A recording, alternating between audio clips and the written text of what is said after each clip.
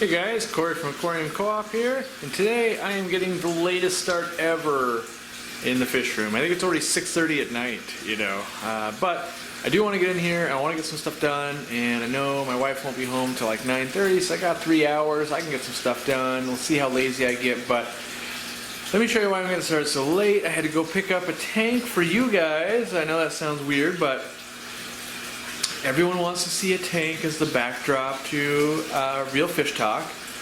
And so I've been trying to track down a tank that I want to use and finally found one, so let me show it to you. So here's the tank. Here's an old saltwater tank. It's nice and tall, as we can see here. It's actually basically it's a 150 gallon tank. Real tall.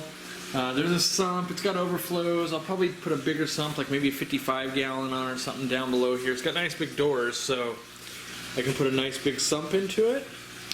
And, we gotta do lighting and things like that, but this is just to show you guys, like, look, we do listen, we are trying to, give you guys what you want.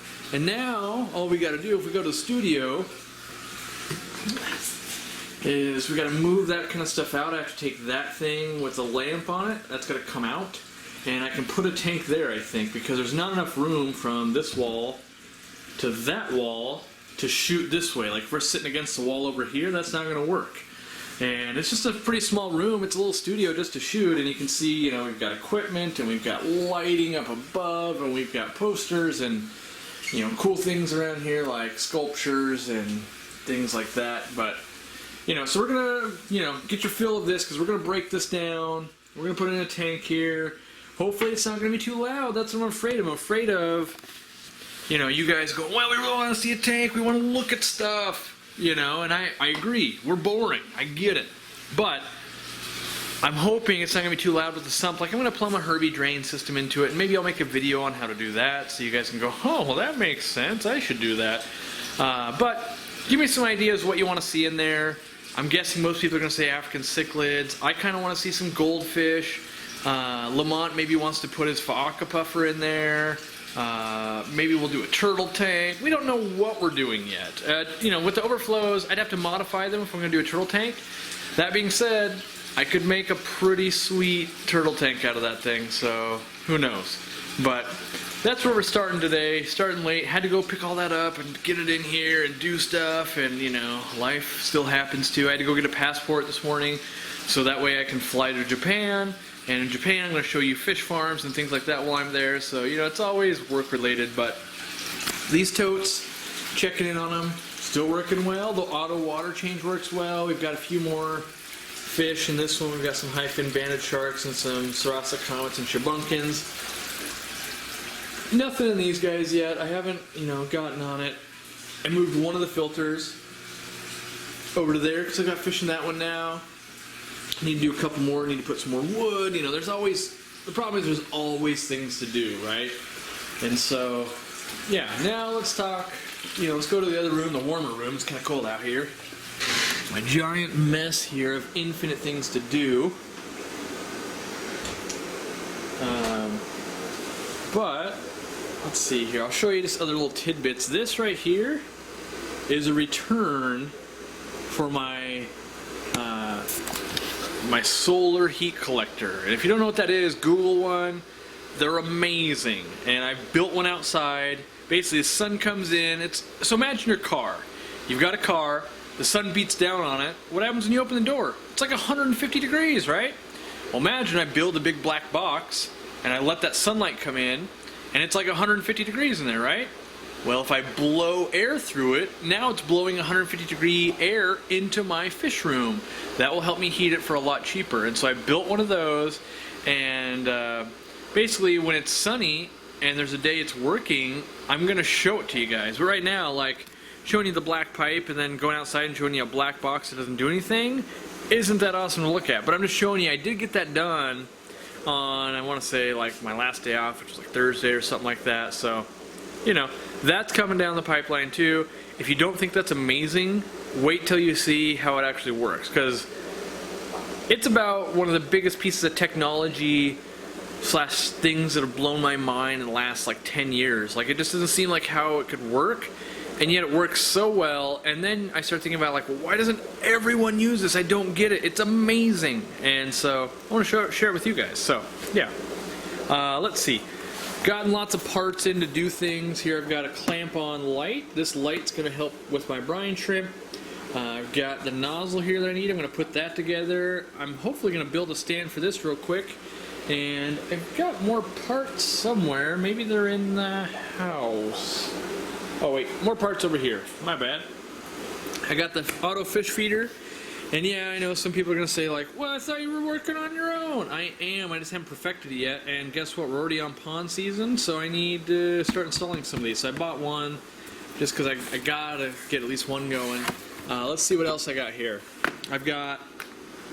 This is going to be a fun project. Maybe I'll do this one today. I've got a dimmer. This is a dimmer switch. And you can do this with some Phoenix lighting. I'm going to show you guys how. So that's a cool video. What else did I get? I got some cool monster tape. And this is just, I don't know, I just think it's a cool graphic. And it's the thick tape I like to use when I'm doing plumbing. And it's like an insanely big roll. Like I literally, I want to say it's like $5, and it's way, way, way more than you're going to get at Home Depot, because I burn through these things all the time. Like I'm going to use some on the brine shrimp hatchery right over there, in fact. Let's see what else I've got here. More parts to the LED thing. And then I've got this. This is going to be fun. This is a new sink. New thing I'm going to put in the sink here. It's a sprayer. So I'm going to install a sprayer, which you need a little adapter to do that on a sink like I've got back there. But I want to be able to spray stuff down, especially this giant brine shrimp hatchery. So, I want to get that done. So that's what I'm going to start working on right now, because I want to start hatching out brine shrimp today and stop putting it off. So I got to build a stand, I got to install this, and I'm going to show you guys, well, not how I do it, but I'm going to show you how awesome it is when I'm done. So, alright, I'll see you guys in a bit. Well, I got my brine shrimp hatchery working. Let me show you. I think it's sweet. It's the way I've wanted one for a long time. So let me show you. But I'm standing up above on my ladder here so I can show you inside this thing. If I lean over, we've got air bubbling in there. We've got a rigid tube to do it. If I take the air out, you can see we've got a light flashing in there so that way I can collect the brine shrimp when I need to.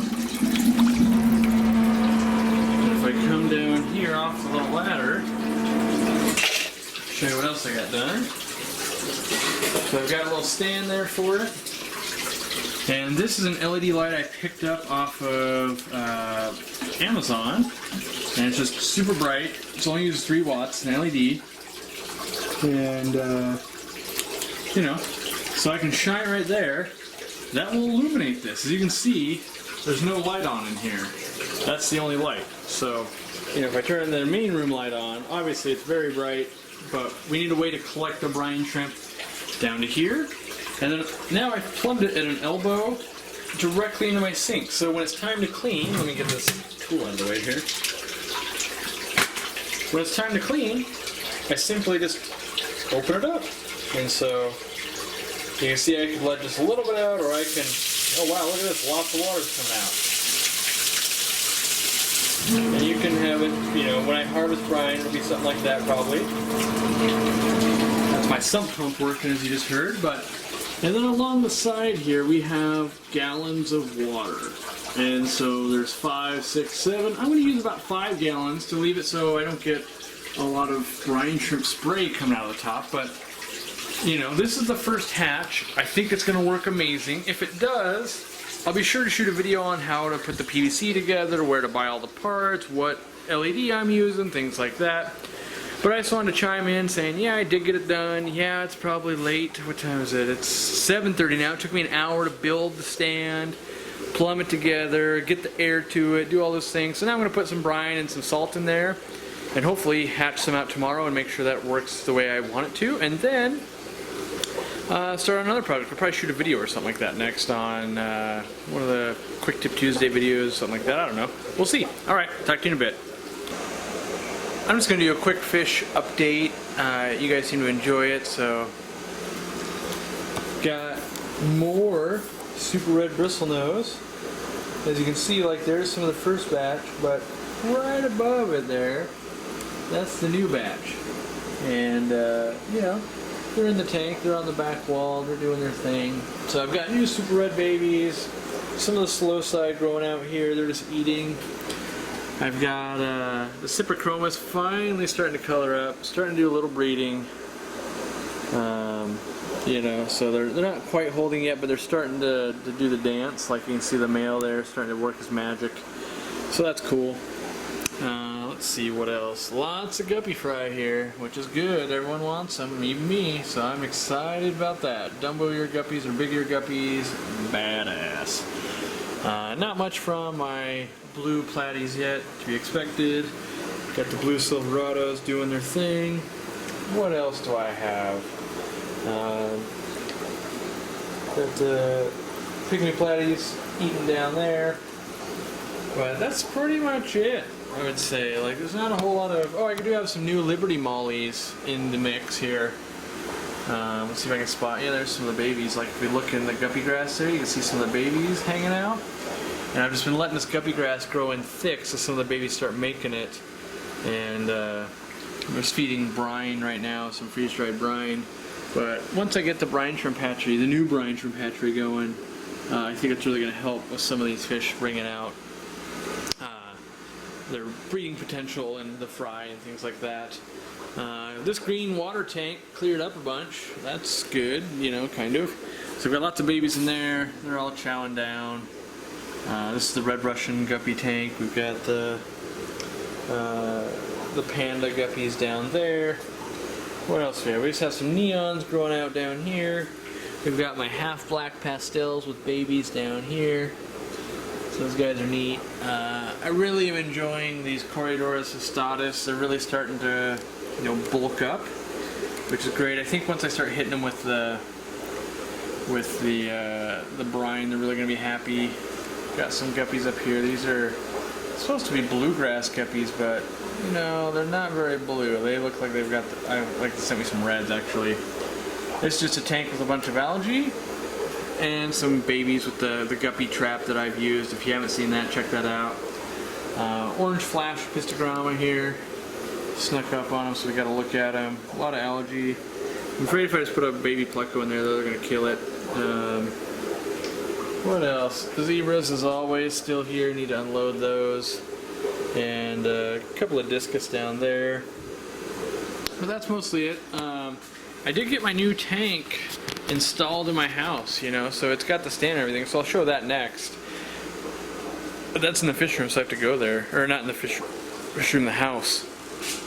But I do have a couple more things. Some goldfish down here, and then I got this from a buddy who's shutting down his tanks. That's a long fin male albino, and there's some females in there. I should be breeding those soon, I think. I just need to get on it, really.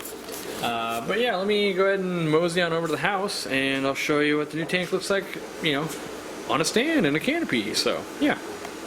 Alright, well, I'm in the house now. Let me show off the tank. Not very good lighting. I don't have that good lighting in here. That's why I need to get a light in this tank. But you can see here is the custom carving as we saw the canopy. And you know, I guess it's one of those times to kind of zoom in on some of the stuff now that we do have some light. But I just am in love with this. I've never seen a stand like this in person. And the detail, the carving is just insane. So I just, you know, that's why I had to go back into my house. I don't even know what I'm going to put in it, but, you know, I just love it. And with dragons, I feel like, oh, do I do an arowana? Do I do, you know, goldfish? I'm not sure what I do. And then I've got scenes down below. Well, that's not very lit up very well, but on a sunnier day, I'll get it lit up in here. And this is a big multi-part dragon that goes through here, and I had all the hardware redone so that it's, you know, like touch drawers, so you push it in, it comes out, and this is all rosewood, and you know, I'm going to store in here yet, but you know, I love this furniture. It needed to be in my house, and so yeah, that's just where I'm at so far. I need to get some, you know, big cancer filters, maybe FX6, maybe that Eheim if it ever shows up, that type of thing. And yeah, this is what it looks like in my house. It's way bigger in my house now that it's on a stand than it was, you know, in my mind. Like, this is the side view. A lot of people go, hey, that's a tank. You know, it kind of is. It's like, that's 32 inches. It's basically a 29-gallon tank even on the side. So, you know, it is a big tank. And I just got to decide what to do with it. That's the hardest part, you know. So give me ideas. You know, if you guys go, oh, I would totally do this. Like, I can at least daydream with you guys and stuff like that. But kind of a short video. Got a super late start. You know, I had to go pick up that tank so I could set up for a real fish talk. I don't know when that's happening yet, but me and Lamont will do that. Yeah, spent a couple hours, shot some other videos, got my brine shrimp going, as you can see. But yeah, sometimes I don't get to always work on the fish room. Sometimes I'm actually producing video to put out stuff just to teach you guys. So, alright, well, we'll see you in the next one. Thanks for watching. We're over 7,000 subscribers. I appreciate that. That's a big goal, you know, and on the way to 10,000. So, we'll see you later. Thanks.